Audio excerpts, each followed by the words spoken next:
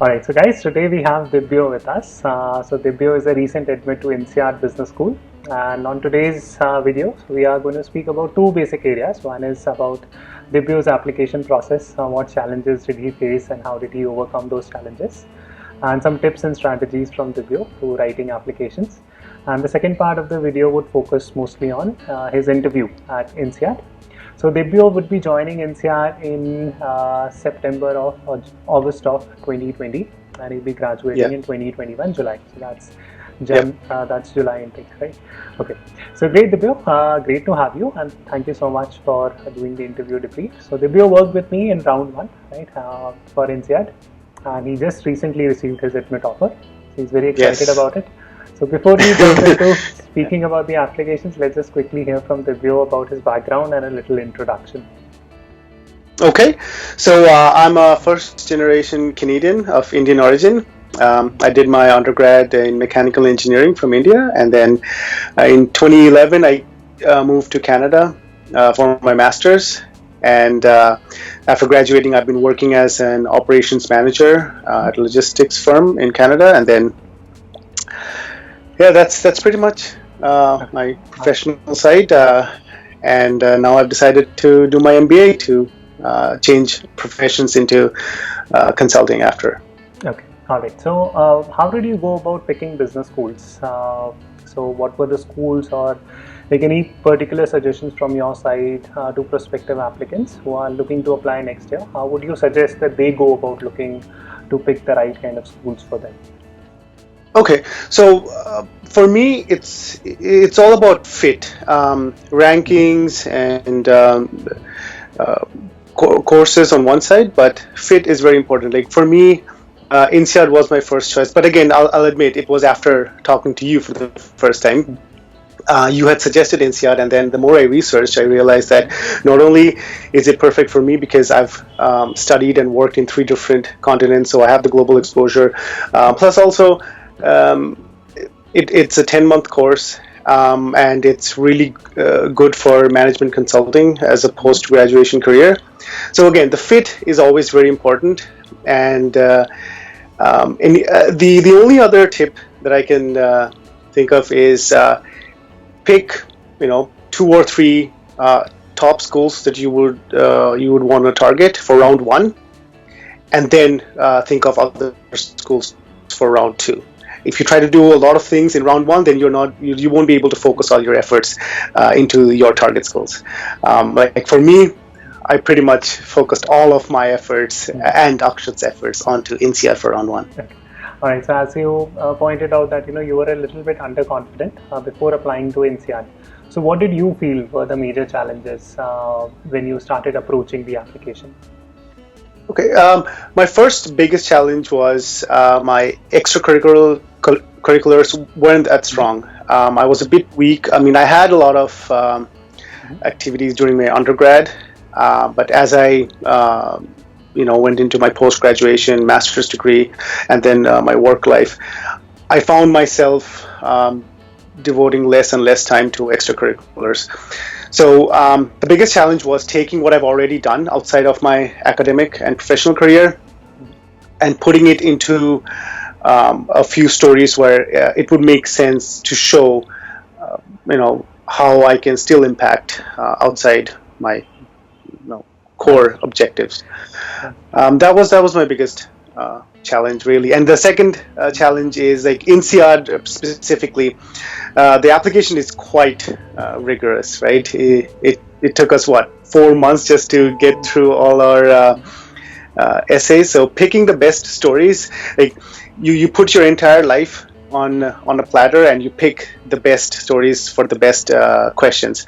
That again was the second biggest challenge. Okay. Understood. So just to contextualize for people who do not know about Dibyo's profile, so when he said that he was struggling with extracurricular activities, so it was not as if that he was volunteering with non-profits or he was playing a sport consistently. So he struggled on that front. However, there was a consistent theme on Dibyo's profile of teaching. So that was one area where we built an extracurricular activity out of it, and we highlighted consistently that how he had been teaching and enjoying teaching and conducting trainings at his current workplace. So that is how we manage Yes. the extracurricular bucket. Yeah. Right. Okay.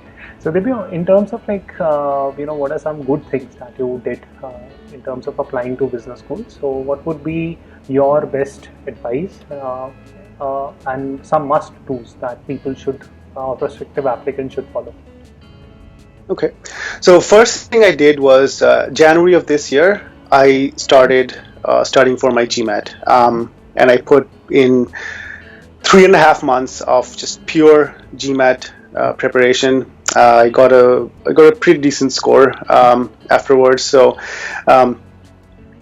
again, I just took one step at a time. Once my GMAT was done, and I was pretty confident with my score, and I knew I could apply to my target schools, then I picked, one or two schools. Well, for me, it was just one school to start with, and then put all my efforts into the next step, which is picking the stories, working with you, and then building the stories, and then finalizing the stories. So I think the biggest advantage that I had during the whole process is doing one thing at a time, plus also having guidance and support from you. All right. Wonderful. Now, okay, so in terms of the research that one needs to do about a business school, so how did you go about researching about the business school?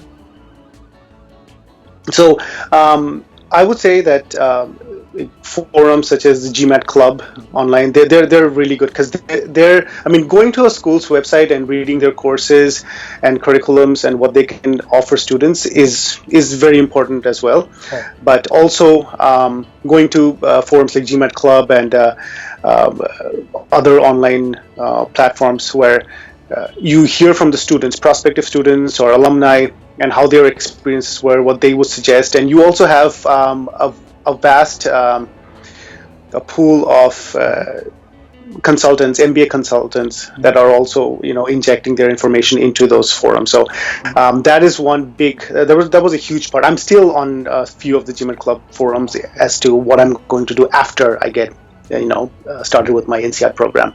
So yeah, that is where I did most of my research. Plus, another big tip would be attending as many webinars or in-person one-on-ones as you can with the schools themselves, alumni or the admissions officers.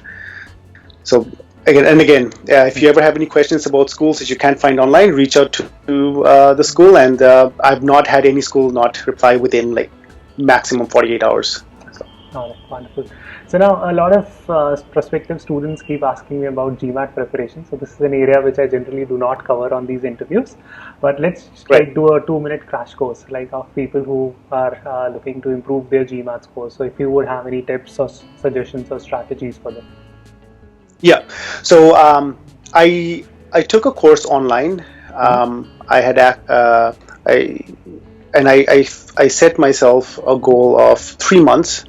It took me a bit longer, 3.5, but I again set myself 3 months. I put 2 hours in the morning every day before going to work, and then 2 hours after coming back from work. 4 hours every day for 3.5 months.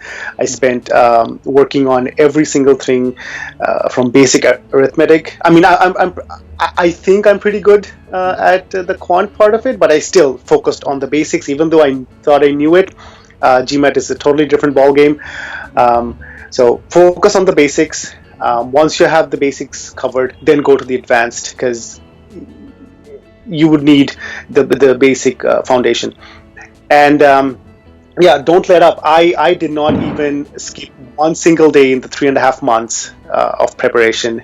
Don't let up. Keep at it, and practice. The more you practice, the more you get better. You can read 100 books and not practice anything, versus you read one particular set of material and practice 100 times over. That would be my suggestion. So just to speak about the resources, if you can just sort of point out the specifics of the resources that you used for your GMAT preparation. Yeah.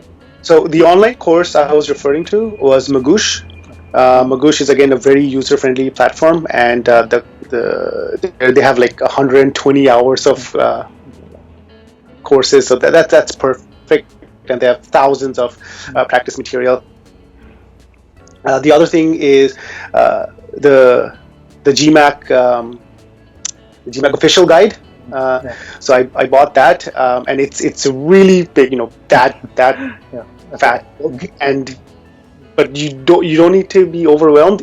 I went through that in like a month and a half, and I went over that twice in my 3.5 months. So the other things that other resource that I used was GMAT online resources. I took all the 6 practice GMAT courses that were online. Plus, there are many free GMAT courses that you can also take. Funny thing is, McGill University in Montreal, they actually have a mock GMAT test, which is completely free for any potential applicant. So if you go through different websites, you can at least test, and 5 of them were free. So those are the main resources I used for my GMAT. All right. Okay. So now, final question, right? I mean, how did you go about picking an admission consultant, and how was the experience of working with me?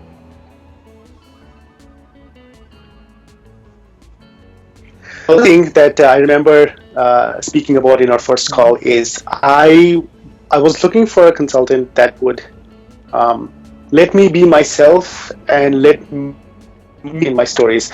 I'm sure there are many places where they'll help you with everything, but at the end product becomes something that you are not familiar with. So working with you, I had the benefit of doing having a huge part, or being a huge part of all the stories and all the processes, and you were the constant guiding force of how to shape the stories, which stories to pick, but of course I had the final say.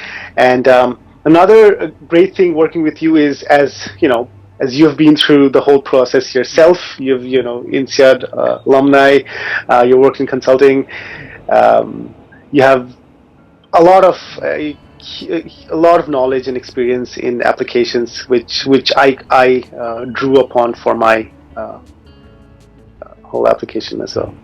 Okay.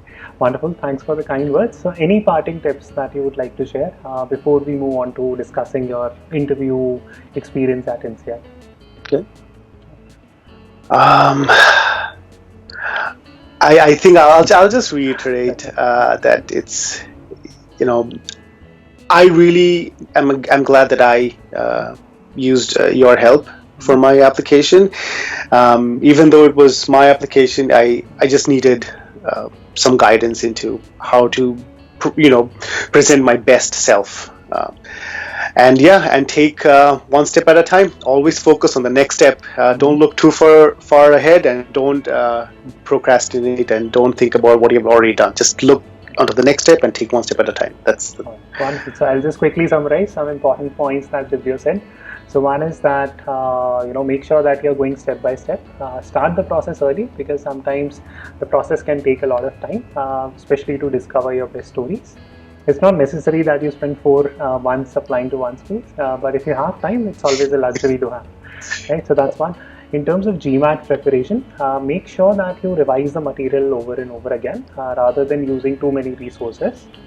Part B, in terms of GMAT preparation, is that make sure that you utilize a lot of free resources that are available online. For example, Dibyo spoke about the fact that McGill University, it has a free GMAT test that you can take.